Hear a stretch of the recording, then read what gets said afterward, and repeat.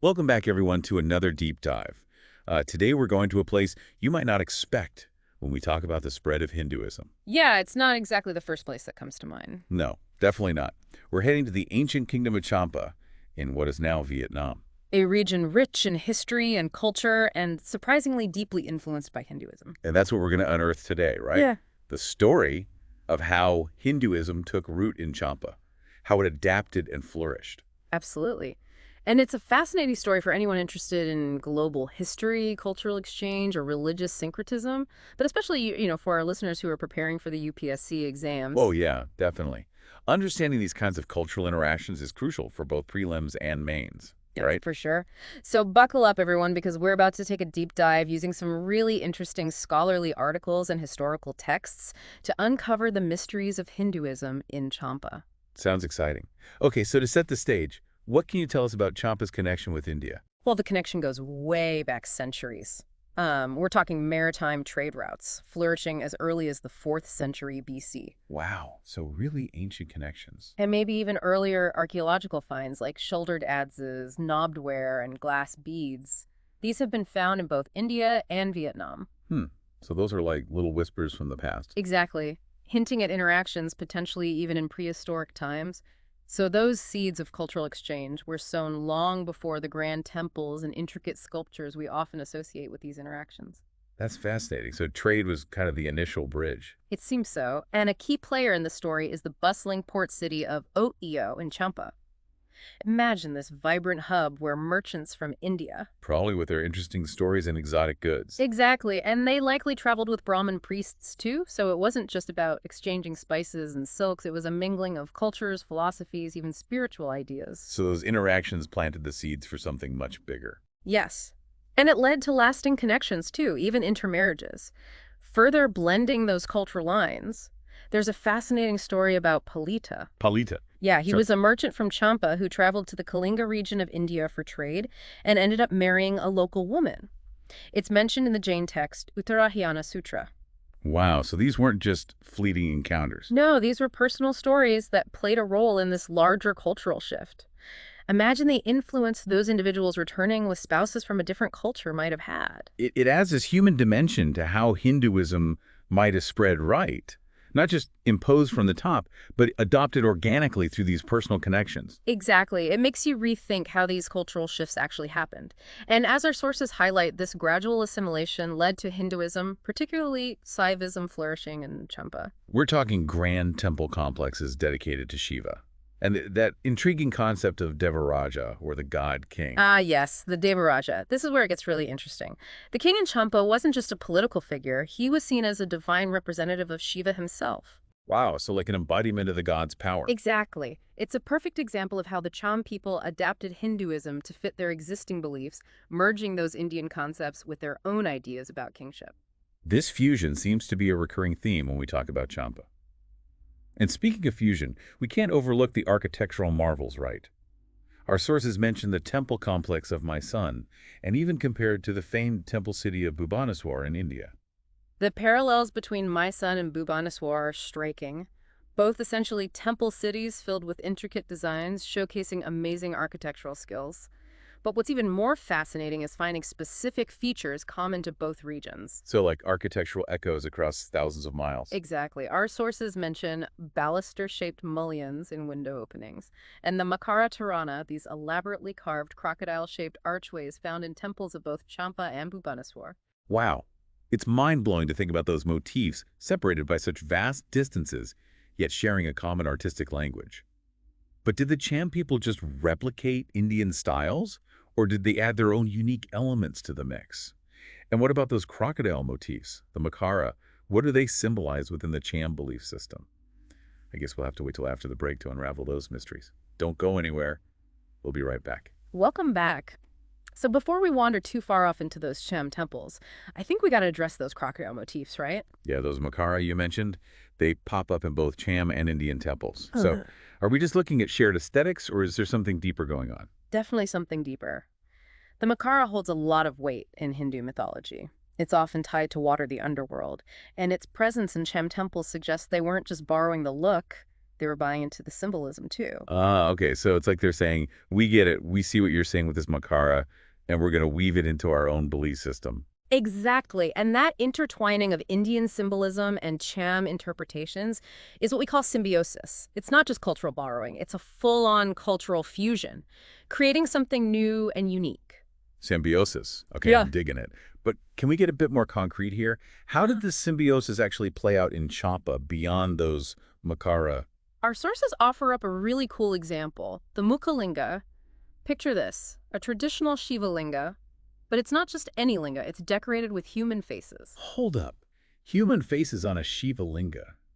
That's wild. And to make it even crazier, the faces are often those of the king. It's a powerful visual representation of that fusion of the divine and the human, a tangible expression of symbiosis. It definitely makes a statement, and it ties back to that Devaraja idea we talked about, right? The king as a divine representative of Shiva. It's all connected. The Mukhalinga reinforced the king's authority, linking him directly to Shiva. It wasn't just, hey, we like this new god. It was, this god is woven into the fabric of our power structure. Okay, so the Mukhalinga is like a billboard screaming, hey, this is how we do Hinduism in Champa.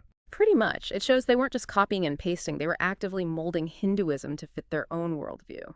And this adaptation wasn't limited to religious symbols, right? It's spilled over into their architecture too. Absolutely. Yeah, we see clear Indian inspiration in Cham temple architecture, but the overall style is distinctly Cham. Yeah. The intricate brickwork, those towering structures, the unique spatial arrangements, all hallmarks of Cham ingenuity. So they took the inspiration and made it their own. Exactly. It's like they're saying, we appreciate your architectural style, but we're going to add our own Cham flair to it. I love that.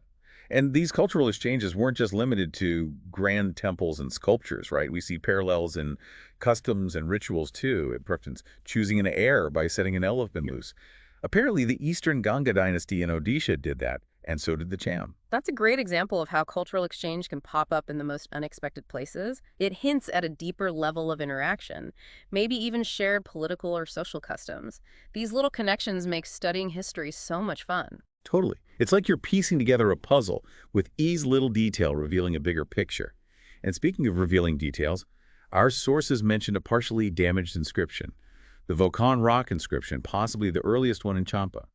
And get this, it mentions a king of Kalingan origin, Srimara, and he was a Saivite. Wow, that's huge. It adds another layer to the story, suggesting a connection with the Kalinga region that might predate even the South Indian influences we often hear about. It makes you wonder about the role individuals like Srimara played in bringing those Hindu beliefs and practices to Champa. It's amazing how these fragmented bits of evidence, inscriptions, and artifacts can reshape our understanding of the past. It's like you said, piecing together a giant jigsaw puzzle. And with each new discovery, another piece falls into place. It's a process of constant discovery. And as we dig deeper into this puzzle, we see that Hindu influence in Champa was anything but superficial. It permeated their society in some really interesting ways. Okay, so how deep did it actually go? Was it mostly an elite thing, or did it reach the everyday lives of the Cham people? That's a great question, and the sources give us some clues. The fact that the Cham adopted certain Hindu customs, like abstaining from beef, the practice of sati restrictions on widows remarrying, it suggests that Hindu influence wasn't confined to the royal court. It seeped into the lives of ordinary people. So it became part of the social fabric. Exactly. And it wasn't limited to Saivism either. We see evidence of other Hindu sects like Vaishnavism, temples dedicated to Ganesha Vishnu Lakshmi. Their images pop up in art all over Champa. So they weren't just picking and choosing one aspect of Hinduism. They embraced the diversity within it, adapting different deities and practices to their own cultural landscape. Right. And that adaptability, that willingness to incorporate and reinterpret is what makes Champa's story so unique. It highlights how dynamic culture can be, that constant interplay of continuity and change. But it also raises an interesting question. If Hinduism was so deeply rooted in Cham society, what led to its eventual decline? That's the million-dollar question. We've seen how it flourished, leaving its mark on their culture and architecture. But what forces caused it to fade away? Was it a sudden shift or a gradual process? We'll tackle that intriguing question when we come back. Welcome back to the Deep Dive. We've been on quite a journey through ancient Champa, haven't we? Uncovering the story of Hinduism's influence in this often overlooked corner of the world. It's been a fascinating exploration for sure. We've seen how those Indian merchants and Brahmins brought their beliefs across the sea, how the Cham people blended those influences with their own and created something truly unique. Yeah, it's remarkable how those cultural fusions manifested in everything from the carvings on temple walls to the rituals in their courts. But like all civilizations, Champa's religious landscape wasn't static.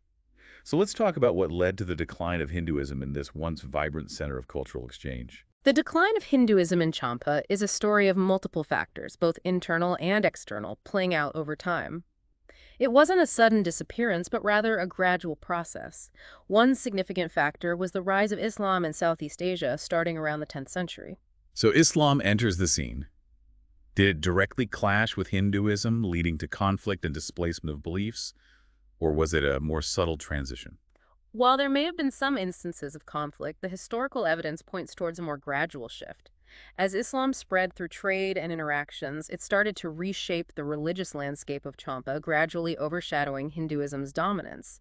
And this religious shift coincided with political changes, too. Oh, right, like the annexation of Champa by Annam, present-day Vietnam in the late 15th century. Exactly. That political upheaval further weakened Hinduism's hold as the new rulers brought their own beliefs and practices. So it was a combination of religious and political transformations that ultimately led to Hinduism's decline. It's a good reminder that cultural landscapes are always evolving, shaped by internal dynamics and interactions with the wider world. But did Hinduism completely vanish from Champa? Or are there still traces of its presence? While Hinduism is no longer the dominant faith in Vietnam, its legacy in Champa definitely endures. We can find echoes of this once vibrant religious tradition in the art architecture and even some present-day spiritual practices. So even in decline, certain traditions find ways to survive, adapting and leaving their mark on the cultural landscape. It speaks to the resilience of human traditions and the enduring power of cultural exchange. Absolutely. And Champa's story is about more than just the rise and fall of Hinduism. Our sources emphasize the remarkable spirit of tolerance that characterized this ancient kingdom. Despite the presence of various religious sects, including Saivism, Vaishnavism, Buddhism, and eventually Islam, there's little evidence of widespread religious conflict or animosity. Champa seems to have embraced diversity, allowing different faiths to coexist and contribute to its unique cultural tapestry. That's really impressive, especially when you consider the often tumultuous history of religious interactions elsewhere. What do you think contributed to this atmosphere of tolerance? It's a complex question that deserves further exploration. Perhaps it was a combination of wise leadership promoting interfaith harmony and a society accustomed to interacting with diverse cultures and beliefs. Whatever the reasons, Champa's legacy of tolerance is a valuable lesson for us today, reminding us of the importance of embracing diversity and fostering interfaith dialogue. It's a powerful message. And as we wrap up our deep dive into Hinduism and Champa, it's clear that this exploration has revealed so much more than just the journey of a religious tradition. It showed us the complex interplay of culture, politics, and human interaction. What would you say is the most important takeaway for our listeners, especially those preparing for the UPSC exams? I think the key takeaway is recognizing that cultural exchange is a dynamic and multifaceted process. Champa's story shows us how cultures don't just passively absorb influences. They adapt, reinterpret, and create something new. It highlights the dynamism of those interactions and how traditions can endure even in the face of change.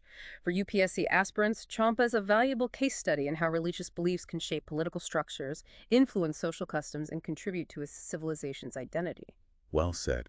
And for all our listeners, Champa's story reminds us that the past isn't just a collection of dates and events. It's a vibrant tapestry, woven with the threads of human beliefs, interactions, and adaptations. It encourages us to look deeper, to appreciate the complexities of cultural exchange, and to recognize the enduring legacy of civilizations that continue to shape our world in subtle yet profound ways. Thank you for joining us on this incredible journey. We hope you found it as enlightening and thought-provoking as we did. Don't forget to like and subscribe to our channel for more fascinating deep dives into history and culture. Until next time, keep exploring, keep questioning, and keep that spirit of curiosity alive.